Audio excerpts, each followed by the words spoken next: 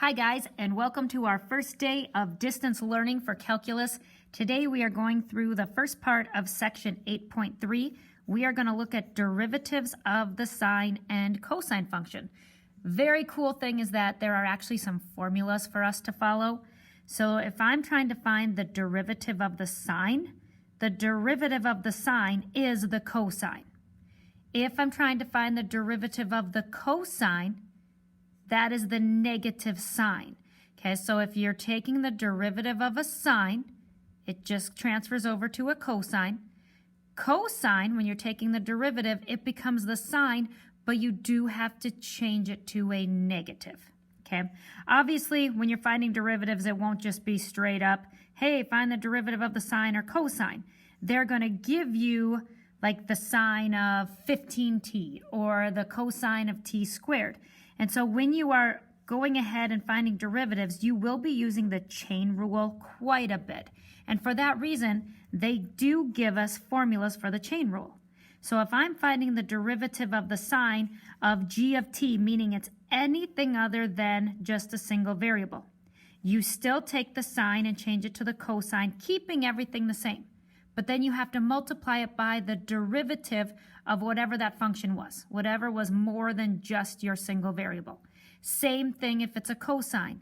If you have a cosine of anything other than just a single variable, you change the cosine to a negative sign, you keep it the same right away. So if this was a 2t, it remains a 2t. Then you have to multiply it by the derivative of whatever this function was. So we're going to go ahead and look at this as we are doing derivatives. We spent a lot of time this school year on derivatives, so we will be using multiple methods. In these 12 examples I'm going to do with you, we will see the product rule, the quotient rule, general power rule, all of those different things. So put on your seatbelts and let's find some derivatives. The first one, this is going to be an example of a chain rule because I have a sine function with more than just a variable. So again, the derivative of the sine is the cosine. Even though it is more than just a single variable, that's how you would start. So it's going to be a cosine of 3t. But because this is more than just a single variable, now I multiply by the derivative of 3t, which is 3. So to write this in a more simplified version, it would be 3 times the cosine of 3t, and you're done. Okay, here's the next one. Now this is a constant multiple rule. Remember, if you have a number out front, you can go ahead and take that out front, and now I'm only finding the derivative of the cosine of 2t. This 2, the constant multiple, it just hangs out front and you deal with it later. Now the derivative of a cosine of 2t, that is a chain rule. The derivative of a cosine is a negative sign. You keep the 2t the same. But now you have to multiply it by the derivative of 2t because this is more than just a single variable. The derivative of 2t is 2.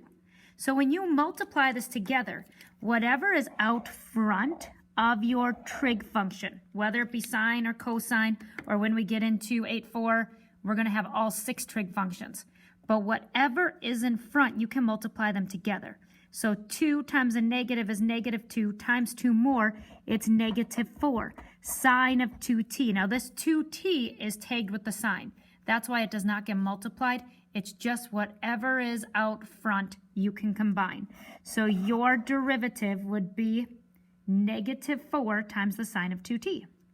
Let's look at another example of the chain rule.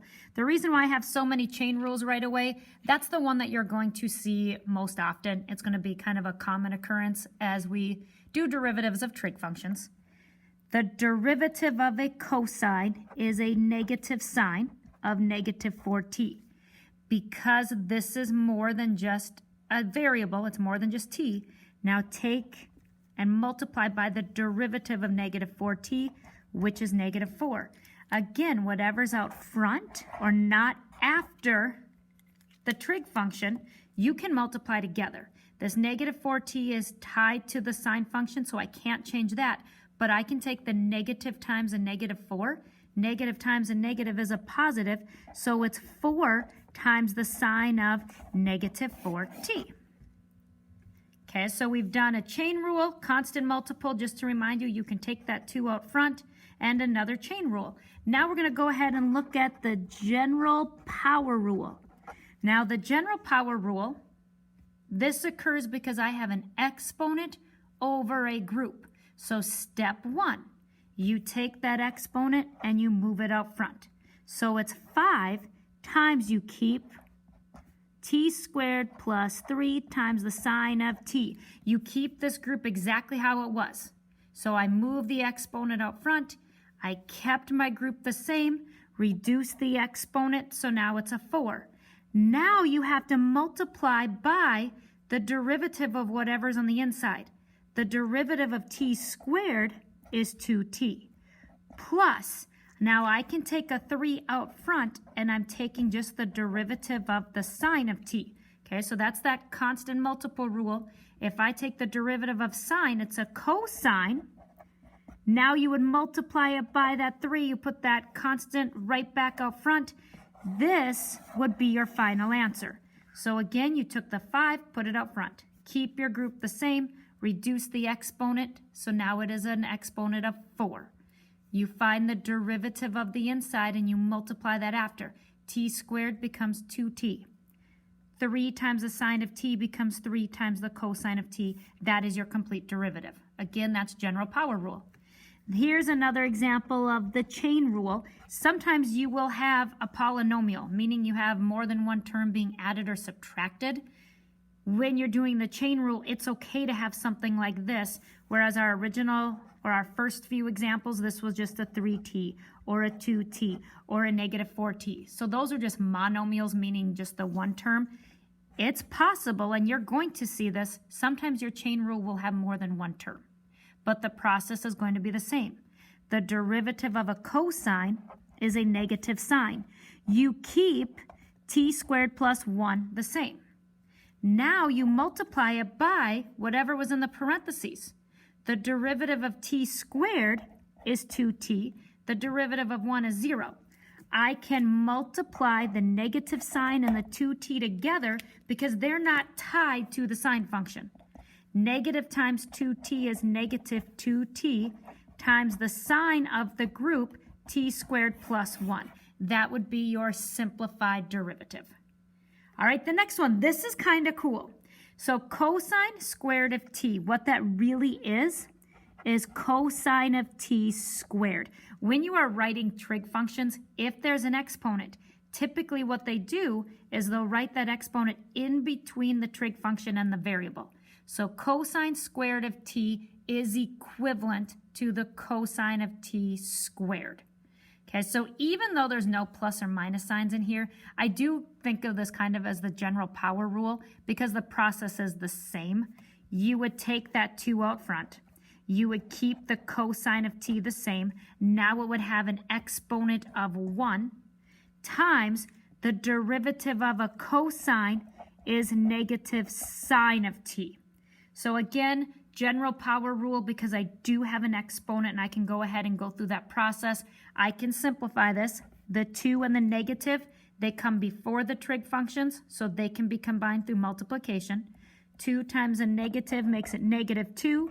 I have a cosine of t and a sine of t.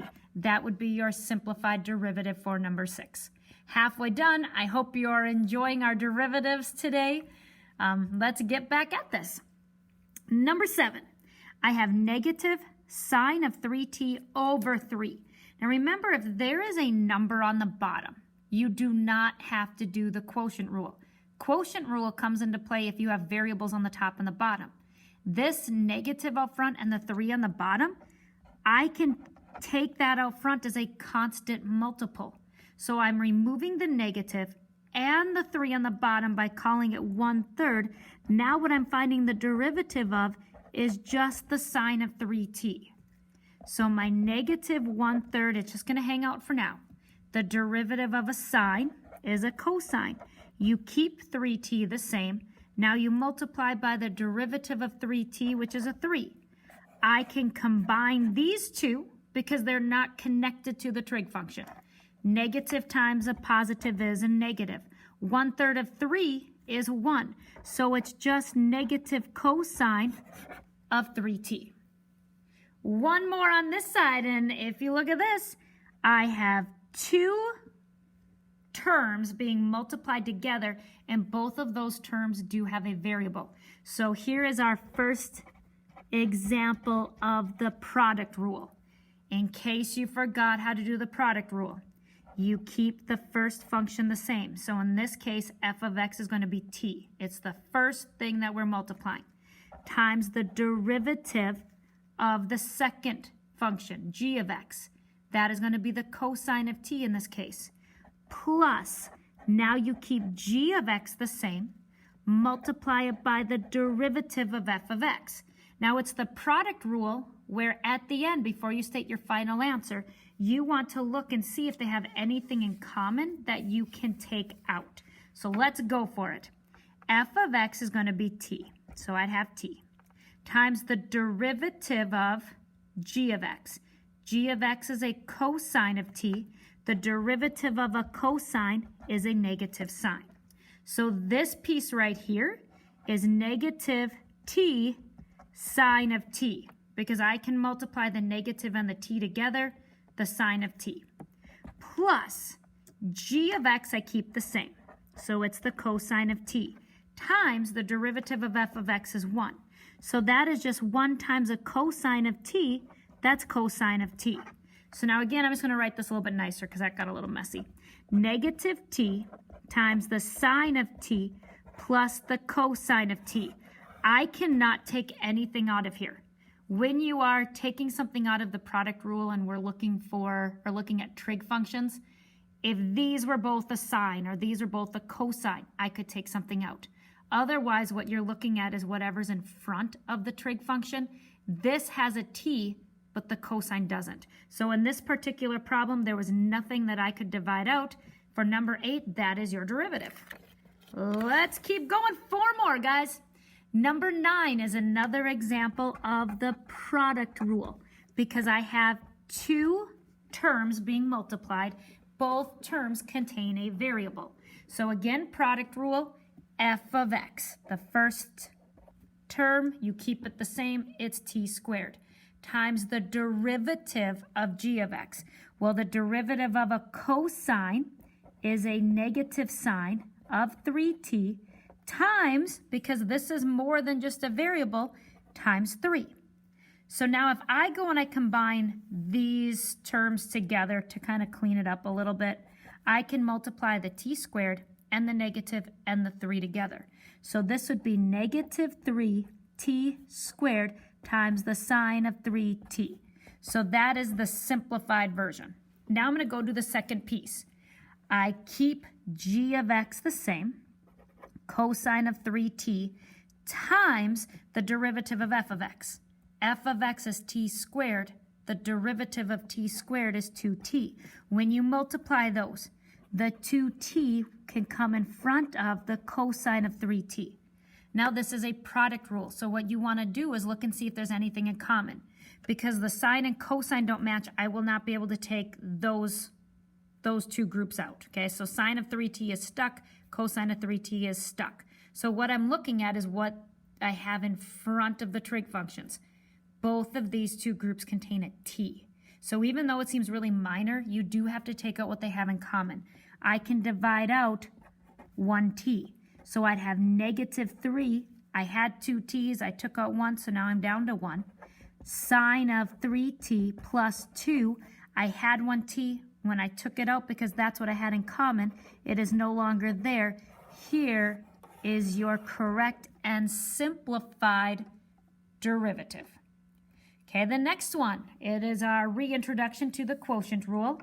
This time I do have to do the quotient rule because I have a variable on the top and a variable on the bottom. Remember with the quotient rule, the top is always f of x, the bottom is always g of x. And your quotient rule is like this. You keep the bottom the same. You multiply by the derivative of the top. Quotient rule is a minus. Now you keep the top the same, multiply by the derivative of the bottom, your denominator is whatever the bottom is of your original problem squared. Okay, so let's go ahead and do the quotient rule. You keep the bottom the same. Remember, the bottom is g of x. So it's t times the derivative of the numerator. The derivative of a sine is the cosine of 2t, because this is more than just a single variable. Now I have to multiply by the derivative of 2t, which is t. So this first piece, I can multiply the 2 and the t together. I'd have 2t times the cosine of 2t minus, now you keep the top the same. So sine of 2t times the derivative of the bottom. The derivative of t is 1. So if I go to simplify these, the sine of 2t times 1 is the sine of 2t all over your original derivative, your original denominator, your g of x, which is t, but you square it. So the bottom is t squared. This is one that I cannot simplify. The only way that you can simplify the quotient rule is if whatever's in the front, this is a 2t, this is an unwritten 1, and this is a t squared. So you'd have to be able to look at all three and be able to divide out something in common. If I was just looking at those two, I could take out a t, but you can't do that unless you can actually take it from everything. So this is your full answer. 2t times the cosine of 2t minus sine of 2t all over t squared. All right, next one, we're going to go ahead and reintroduce e. Remember, the derivative of e to the x is e to the x. So here, they gave us a t. The derivative of e to the power of t is going to be e to the power of t. This is a product rule again, because this term has a variable and this term has a variable. So we're going to go ahead, product rule. Keep the first term the same, e to the power of t, times the derivative of the second term. The derivative of a sine is a cosine of 2t times the derivative of 2t, which is t, plus keep g of x the same, sine of 2t times the derivative of e to the t, which is e to the t. So looking at this product rule, this is where you want to take out what they have in common. There is an e to the power of t in both sections. And what I mean by sections is what is being separated by the plus sign. So I can take out e to the t. 2 times a cosine of 2t, the simplified version of writing it, you would bring this 2 out front. Cosine of 2t times 2 is 2 times the cosine of 2t. Plus, e to the power of t is taken out, so I would only have the sine of 2t. Again, you cannot take out this 2t because this is the cosine of 2t. This is the sine of 2t. Yes, they both have 2t, but they are not the same functions. This one is part of a cosine. This one is part of a sine. All right, last example for the day, and we are done with calculus day 1. Natural log. Remember natural log? This is going to be a chain rule because the natural log of x, if I'm trying to find the derivative of that, it's just 1 over x. But I have more than just an x. So it's the same idea as the chain rule like we have done in previous examples. The derivative of a natural log is 1 over. This is more than just an x. So it's the sine of 2t. But because this is more than just a variable, you have to multiply by the derivative of the sine of 2t. The derivative of the sine is the cosine of 2t. Because this is more than just a variable, I also have to multiply by the derivative of 2t, which is t. So the cool thing is this is like a chain rule in the chain rule. We have a chain rule because a natural log has something more than a variable. But then we also have the chain rule because our trig function has more than just a variable. So it's kind of cool. Keep in mind that when you're multiplying fractions, because this is a fraction, I can picture this as a fraction as well by just putting a 1 underneath. Fractions are top times top, bottom times bottom. So this would be 2 times the cosine of 2t. The sine of 2t times 1 is the sine of 2t. Okay, so those are our examples for how do you find the derivative of functions that contain sine and cosine. I hope you guys had a good time being back together. I miss you a whole ton. I'm sure you know that, but I think about you daily, and I hope you are doing well, and I can't wait to do more calc with you tomorrow. Have a great day.